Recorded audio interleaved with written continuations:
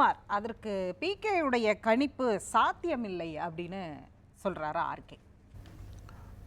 அதாவது இப்போ பிரசாந்த் கிஷோர் இப்போ சொல்லியிருக்காரு. பட் ஏற்கனவே கடந்த சில மாதங்களாக ஆல் இண்டியா சேனல்ஸ் எல்லாமே 400க்கு மேலே பிரதமர் உட்பட எல்லோரும் சொன்னாங்க.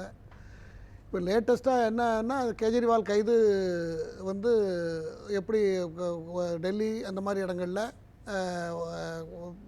பாஜகவுக்கு சில பின்னடைவு ஏற்படுமோ அப்படிங்கிறது அவங்க கணிப்புக்குள்ளே உள்ளடக்கின விஷயமா இருக்கலாம்.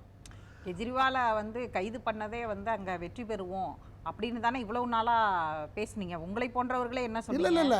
கெஜ்ரிவாலை வந்து டார்கெட் பண்ணது யாருமே இதே பிரசாந்த் கிஷோரே 370க்குன்னு அவர் முன்னால் சொல்லியிருக்காரு. அவருடைய ஸ்டேட்மெண்ட் ஒரு 3 மாதத்துக்கு முன்னால் சொன்னது 370க்கு மேலே வரும் அப்படின்னு அவரே சொல்லியிருக்காரு. இப்போ குறைச்சதுக்கு அப்படி இருக்குமோன்னு நான் சொல்கிறேன். நான் அவருடைய கணிப்பு, ரியாலிட்டி அது இல்லை. ரியாலிட்டி ஊழலை சொல்லி ஊழலுக்காகவே ஆரம்பித்து ஊழல் தடுக்க போகிறேன்னு ஆரம்பித்து கடைசியில் நான் என் போன்றவர்களால் கலந்துக்கிட்டது அதெல்லாம் இருக்குது, நான் பேசியிருக்கோம். ஆனால் இப்போ அந்த ஊழல்லே அவங்க சிக்கிட்டு இருக்காங்க. 4 பேர் அதில் முக்கியமான இருக்கிற 4 பேரும் ஜெயிலுக்குள்ளே இருக்காங்க. அது நீதிமன்றம் போய் நீதிமன்றமும் பயிரில் விடுறதுக்கு வாய்ப்பு இல்லை. இந்த நிலைமையில் இருக்க இப்போ மக்கள் வந்து என்ன நினைக்கிறாங்கன்னா, அவர் என்ன தான் மக்களுக்கு சில எலக்ட்ரிசிட்டி வாட்டர் இதெல்லாம் சில ஃபெசிலிட்டிஸ் பண்ணியிருந்தாலும் கூட அந்த டெல்லி மக்களை அப்படியே தனக்கு சாதகமான சில சௌகரியங்களை பண்ணி கொடுத்துட்டு வச்சுருந்தாலும் கூட இந்த மாதிரி ஊழலுக்கு எதிராக இயக்கத்தை ஆரம்பித்து ஊழலுக்கு எதிராக அண்ணாசாரை கூட இருந்து பண்ணிவிட்டு இப்படிலாம் வந்து திரும்ப இவரும் இதில் இருக்கிறாருங்கிற அதிருப்தி இப்போ டெல்லியில் இருக்கிறது. ஏற்கனவே இருக்கிறது எம்பி எலெக்ஷனில் வந்து பாஜகவுக்கு தான் ஓட்டு போகும். நல்லதெல்லாம் பண்ணியிருக்காருன்னு நீங்கள் அக்செப்ட் பண்ணிக்கிறீங்க? இப்போ இல்லை, இப்போ இருக்கிறத சொல்லித்தானே ஆகணும். நல்லதுன்னா அவர் வந்து மேலை நாட்டுகளில் என்ன இருக்குமோ அடிப்படை தட்டு மக்களுக்கு என்ன உண்டோ அதை அவர் செய்திருக்காரு. ஆனால் பாஜக அப்படி செய்கிறதா இந்தியா முழுக்க செய்யணும். அதுக்கு செய்கிறதுக்கு ஃபண்ட்ஸு பொருளாதாரம் பேக்ரவுண்ட் எல்லாம் வேணும். அதெல்லாம் இவங்க அடுத்த கட்டம் இவங்க யோசிக்காங்களான்னு தெரியாது. இந்தியா முழுக்க விடுவோம், பாஜக ஆளக்கூடிய மாநிலங்களை விட டெல்லி நல்லா இருக்குன்னு சொல்கிறீங்க? இல்லை, இருக்குது. அவர் ஓரளவுக்கு அடிப்படை வேலைகளெல்லாம் பண்ணியிருக்காரு. பட் ஊழலில் வந்து அவரே ரொம்ப சயின்டிஃபிக்காக அந்த ஊழலில் ஈடுபட்டிருக்கிறதுக்கும் அதுக்கு ஆதாரங்கள் கிடைத்தும் நீதிமன்றம் பெயில் கூட கொடுக்காமல் வைத்திருக்கிறது எல்லாம் பார்க்கும்பொழுது மக்கள் வந்து அவங்க மைண்ட் செட்டை மாற்றிப்பாங்க. ஊழல் அஜெண்டாவை தொடர்ந்து வைப்பது, அதாவது 2014 வைக்கும்போது அது என்டிஏக்கு வந்து கை கொடுத்துருக்கும்.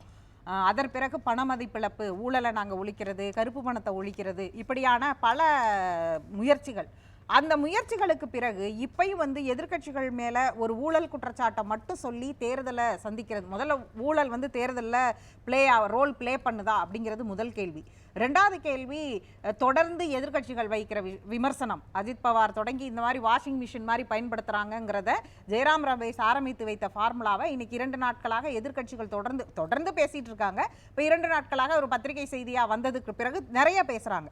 அப்ப ஊழல் மற்றும் ஒற்றை புள்ளியா வச்சு அகில இந்திய அளவுல ஒரு 370 400 இடங்கள்னு டார்கெட் பண்றது எப்படி கை கொடுக்கும்? அதாவது அரசியல் கட்சியுடைய பணியே, அரசியல் கட்சிகளுடைய பணி அந்த எந்த கட்சி ஒரு அரசாங்கத்தை நிறுவியதோ அந்த கட்சி அந்த ஆட்சி மேலே இருக்கிற எதிர்க்கட்சிகள் அது ஊழல் பண்ணினா அது வந்து நாட்டுடைய சொத்துக்களை சுரண்டினாலோ சூறையாடினாலோ அதை வெளிக்கொண்டு வர்றது தான் அரசியல் கட்சியுடைய பணி.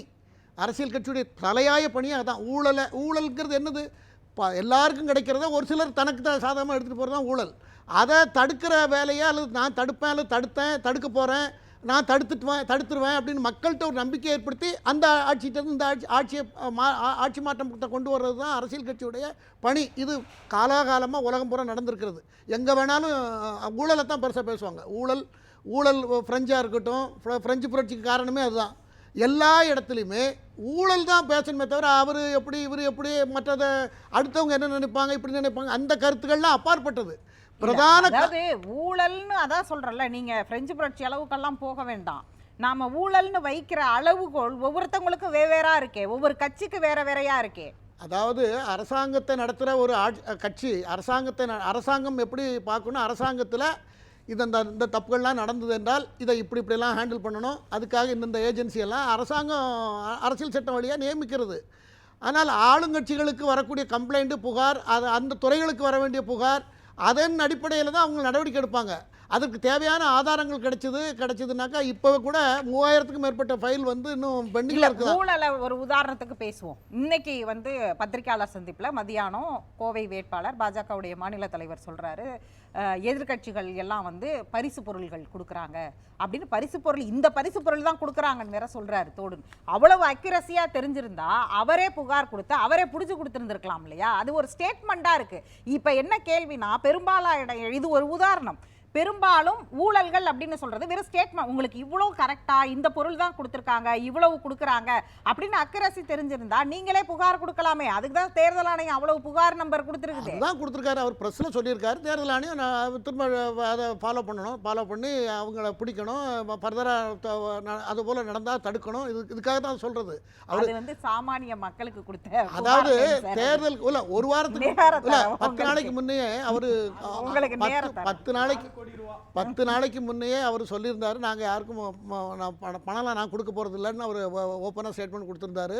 இப்போ நண்பர் 4 கோடி ரூபான்னு சொன்னார். 4 கோடி ரூபா நேற்று தாம்பரம் விமான ரயில் நிலையத்தில் கிடைத்திருக்கிறது. அது நயனார் நாகேந்திரனுடைய உறவினர்கள் ஸ்டேட்மெண்ட் கொடுத்தாங்கங்கிறது செய்தியில் வந்தது.